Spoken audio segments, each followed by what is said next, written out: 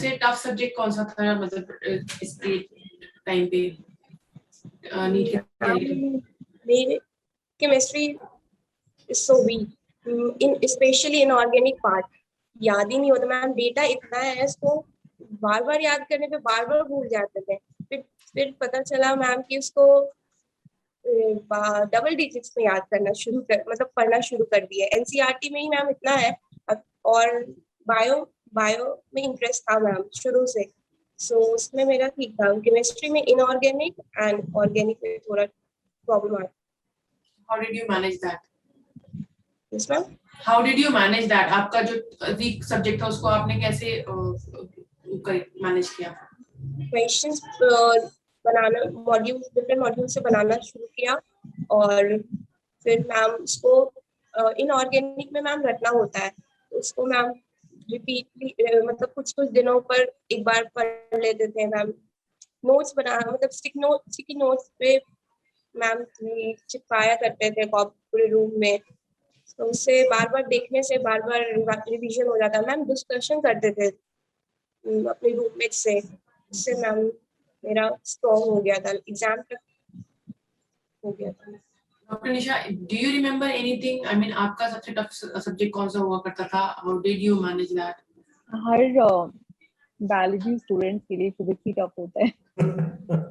Majority के लिए ऐसा होता है। मुझे भी few chapters in physics were tough for me, otherwise और मुझे बायोलॉजी में प्लांट्स के बारे में पढ़ना बिल्कुल, मुझे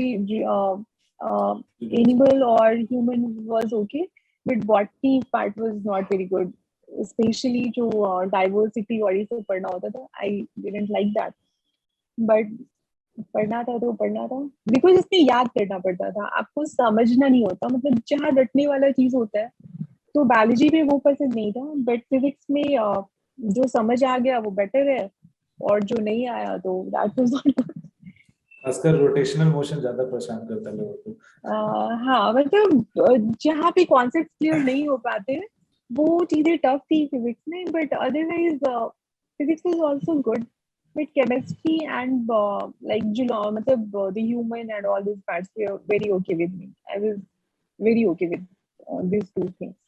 Physics was a bit tough.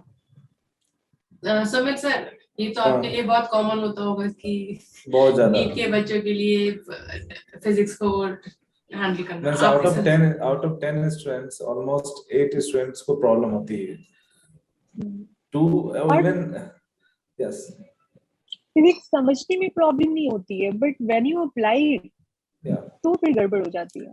Actually होता है क्या ना, फिजिक्स में इनिशियली बच्चों को बहुत मजा आता है, क्योंकि बहुत आसान, जैसे जैसे सिलेबस आगे बढ़ता है चीजें धीरे धीरे इसमें इंट्रोड्यूस होते जाती है, number of variables are getting increase, तो टाइम के साथ इतने वेरिएबल्स आ जाते हैं, जब वो 11th 12th का कोर्स कंप्लीट करते हैं वो कंफ्यूज हो जाते हैं कि कौन सा फॉर्मूला यूज करना है और किस टाइम पे, और उन्हें समझ में नहीं आता।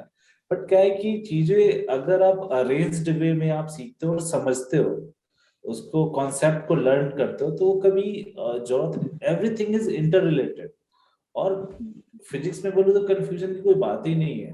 कोई टॉपिक और किसी पर्टिकुलर क्वेश्चन है तो बहुत ही क्लियर होता है वो कि उसमें क्या अप्लाई करना है, लेकिन उसके पीछे जो कॉन्सेप्ट है वो अगर हमें पता हो तो एक ही बार में उसको सॉल्व कर सकते हैं। और फिजिक्स में बहुत हाई स्कोर भी होती है। आजकल तो नीट का में स्कोर देख रहे हैं 720 आउट ऑफ 720, और इस साल भी मोस्ट प्रोबेबली ऐसा कहा जा रहा है कि आ सकता है किसी का, लेकिन रिलेटिवली लास्ट ईयर से कुछ लेंदी था पेपर इस बार, बट ठीक है, फिजिक्स कंपेयर करें तो थोड़ा सा ज्यादा लेंदी था लास्ट ईयर से। और कॉन्सेप्ट फिजिक्स मेरे ख्याल से खासकर मुझे नहीं लगता है कि बहुत टफ सब्जेक्ट है। टीचर हूं मैं इसलिए नहीं बोल रहा हूँ, क्योंकि एवरीथिंग इज अरेंज्ड, इसमें रटने की बात नहीं है। सबसे अच्छी बात है कि इसमें कुछ रटना नहीं है, कॉन्सेप्चुअल है।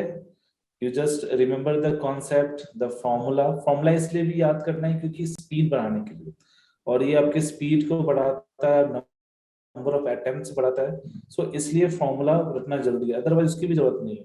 जब एडवांस पार्ट में हम आते हैं, अभी नीट की हम बात कर रहे हैं, बट मैं I also teach for advance, तो वहां तो फॉर्मूला किसी काम का होता ही नहीं है, क्योंकि आपके पास कॉन्सेप्ट है, दे आस्क फ्रॉम बेसिक्स, और वो फॉर्मूला लिख भी देते हैं कि this is the formula, just apply it, क्योंकि वो कॉन्सेप्ट को ही चेक करते हैं. So that's all in physics. Sir जैसे अभी डॉक्टर निशा ने कहा था कि फिजिक्स समझ में तो आता है, मतलब उसको क्वेश्चन समझ में आते हैं मगर उसको अप्रोच करना नहीं आता है, तो how you guide the students की किस तरह से अप्रोच करें? एक्चुअली मेन प्रॉब्लम जो है ना अप्रोच का नहीं है, मेन प्रॉब्लम है बच्चे डरते हैं. होता है क्या है कि जैसे मैंने एक बात बताया थी कि सिलेबस जैसे जैसे आगे बढ़ता है ना, और जब प्रेशर आता है और टफ जैसे एंजाइटी आता है, तो क्या होता है कि फिजिक्स से स्टूडेंट भागना स्टार्ट करता है, सोचता है कि बायोलॉजी केमिस्ट्री पे फोकस करो, इस पे कम फोकस करो. उस वजह से क्या होता है, जो फॉर्मूला या बेसिक फॉर्मूला या बेसिक कॉन्सेप्ट उस पर वो ध्यान ही नहीं देते हैं. अगर मैं कह रहा हूँ कि अगर आपके पास कॉन्सेप्ट है और आपने डेवलप किया और थोड़ा सा स्ट्रगल करना पड़ता है, स्ट्रगल आपने करके, जो मैम बोल रही थी 100%, आप 100% दो फिजिक्स में, खुद सॉल्व होगा, आपको कुछ ज्यादा करने की जरूरत नहीं है. आप प्रॉब्लम होता है कुछ कुछ चैप्टर्स सही में लेंदी हैं, उसमें बहुत ज्यादा फॉर्मूला है प्लस कॉन्सेप्ट है.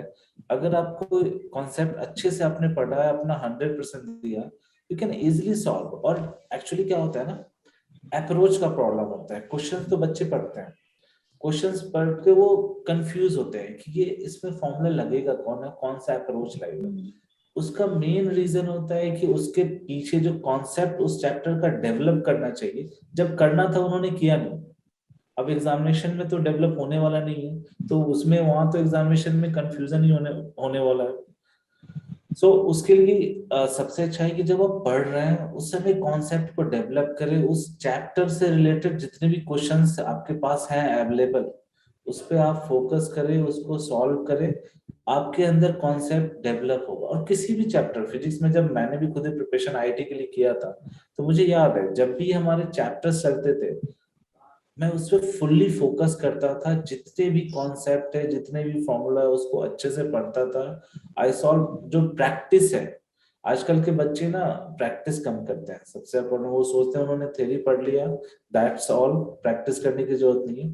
तो अगर हम प्रैक्टिस करते हैं, जब चैप्टर पढ़ रहे हैं, जिस समय actually we are building our concept, उस समय अगर हमने प्रैक्टिस किया अच्छे से, तो कॉन्सेप्ट हमारे अंदर होगा, फिर हमें अप्रोच करने में कोई प्रॉब्लम नहीं. जैसे मैं तो स्टूडेंट से कंपेयर नहीं कर सकता, बट हमें जैसे एज ए टीचर हमारे अंदर कॉन्सेप्ट होता है, तो हम क्वेश्चन देखते के साथ ही राइट फॉर्मूला जो है वो हम बताते हैं कि ये लगना है, एंड दिस वे हमें प्रोसीड करना है. So this is the way. तो सबसे पहले जो मोस्ट इम्पोर्टेंट है कि जब आप पढ़ रहे हो उस समय चैप्टर को ध्यान से करें, फोकस करें. अगर मन भी नहीं लग रहा है, इंटरेस्टिंग नहीं है आपके लिए, फिर भी आप क्वेश्चंस को सॉल्व करें, प्रैक्टिस करें खुद. जैसे हर्षिता ने एक बात बोला कि जब क्वेश्चन बनने लगता है ना, तो फिर अच्छा लगता है. तो वही चीज है, वो पीरियड एक आएगा जब आप अपने आप को पुश करोगे, तो क्वेश्चन जब बनने लगेगा ना, तो आप में खुद में एक कॉन्फिडेंस आएगा और अच्छा फीलिंग आएगा. फिर फिजिक्स खराब नहीं लगेगा, वो चैप्टर से आपको प्यार हो जाएगा. यही चैप्टर है मेरे लाइफ में, और हर एक चैप्टर से प्यार करो, खुद ही फिजिक्स अच्छा हो जाएगा.